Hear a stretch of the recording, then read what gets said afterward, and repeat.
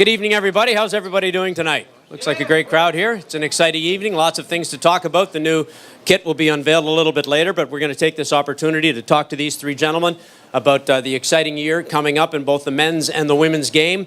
And so I think we'd like to start it off with a comment from Peter Montopoli. I think, first of all, based on what happened in Vancouver last week and the success that was the CONCACAF Women's Olympic Qualification Tournament and what that means going forward for the Canadian Soccer Association. Well, thank you very much. Thank you, everyone, for joining us this evening. And thank you, Umbro, for putting this on. And Jerry and Greg and Cara for being a part of this. Really, I think I'd like to go back maybe a bit to 2011 and Stephen when he took the team through the second round of the 2014 FIFA World Cup qualifiers, starting the momentum for our organization, for the team, for the programs, and to show that there is a base for support in our country, especially here in Toronto, and then leading into the 2012 CONCACAF Olympic qualifiers, an excellent job that John did under pressure and the team, and certainly building the momentum for our organization and for the sport in our country. And I think that's the key word as we are going forward this year, momentum. It's a centennial year for us. Craig and I had a lot of fun doing that. Craig, maybe for John, does he think that this team has a chance of winning a medal in London? Because, yeah, Craig, we know it's going to be tough, right? Well, you know, it was an amazing tournament, John. You guys did an amazing job. The Friday night against Mexico was one of the most special nights I think that we can remember in Canadian soccer history, with the 23,000 fans there, and then obviously going our way, us as Canada. Tell us a little bit about the road to that game and to the United States final, and how it went, and how you feel the future will lie for our Canadian women. Yeah, it was. It's been a bit of a whirlwind. Been in the job sort of 4 months, and what I've learned about the players is, you know, they're a great bunch. They enjoy their football, and if you give them the chance to breathe, they just soak up every minute. And you know, that game, the semi-final game against Mexico, 20-odd thousand people there, and you know, huge support from the Southsiders singing the whole time. It was just an amazing experience, and I'm hoping that now we've qualified for London, bit of work to do, which the final sort of let us know that, and I think that was a great experience for the players. We sort of went out there and said, listen, we're going to try and play our way, and got turned over quite badly.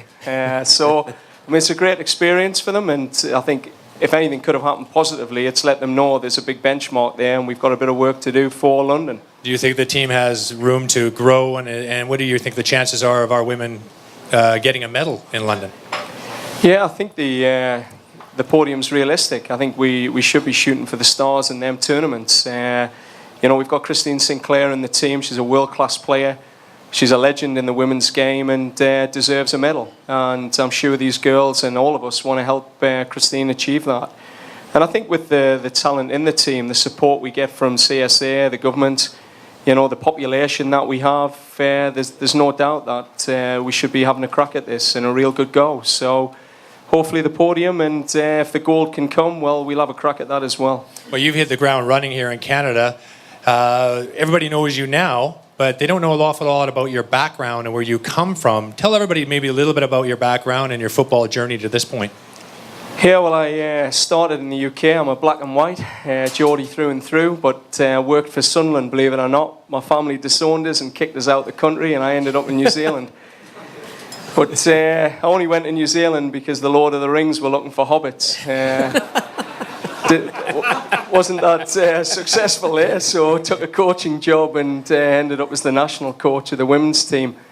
So I had a few years coaching there. I was the technical director for a few years as well, and I think that's been the great part of the journey, that I've managed to experience the game from sort of grassroots to the elite side, and got a good understanding, I think, of, you know, what it really takes to help produce these players. But coming into Canada, when you've got the World Cup here in 2015, I mean, those opportunities to try and win a World Cup in the home country, unbelievable. So, you know, my kids are going to be shifting out here with my wife. I'm hoping they're going to pick up a bit of the Canadian, Kiwi and Geordie accent. So it's going to be really interesting to see how things pan out in 2015. But I hope you're all behind us, and if we pick up a medal in 2012, I think that'll just set us right on the road for 2015. Well, ladies and gentlemen, we have a women's coach with a sense of humor. Very nice. we'll get back to the women's game in just a minute because there's more issues to talk about with the women as they prepare for the Olympics. Let's talk a little bit about player personnel issues, because both the men's and women's team are facing not the same situation, but certainly player personnel issues. John, first of all, to you, in case some people aren't aware, the Women's Professional League has disbanded for the current season. They've basically canceled the entire upcoming season because of a dispute over one of the former owners, and they're trying to avoid litigation. So there will be no season, which affects a great deal of your players. So they won't have a place to play, and obviously this has come as a big shock to you in terms of how you had it mapped out with your preparation for the Olympics. Talk a little bit about what that has done to your preparation for your team and how you expect to keep your players match fit.